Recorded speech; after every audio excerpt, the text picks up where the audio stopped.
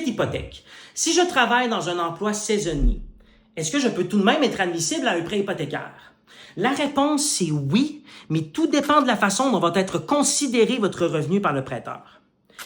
La première chose que va regarder le prêteur, c'est la stabilité du revenu. Donc, si vous occupez un emploi saisonnier avec des heures garanties, certains prêteurs vont accepter la lettre d'emploi et les talons de paie récents, parfois même si ça fait moins de 2 ans que vous occupez ce poste. Par contre, si vos heures fluctuent, le prêteur va vouloir regarder la moyenne de vos revenus des 2 dernières années, souvent à partir de vos T4, pour en démontrer la constance. Lorsque les revenus varient, on applique la règle du plus petit des deux, c'est-à-dire la moyenne des 2 dernières années ou le revenu de la dernière année.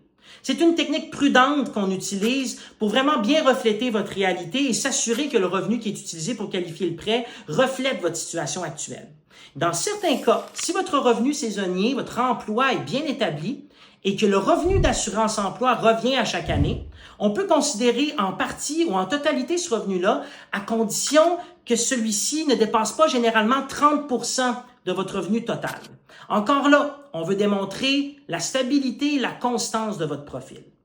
Bref, avoir un emploi saisonnier ne vous empêche pas d'avoir une hypothèque. L'essentiel, c'est de vraiment pouvoir démontrer la prévisibilité de votre revenu, sa constance et stabilité, et que celui-ci soit bien documenté.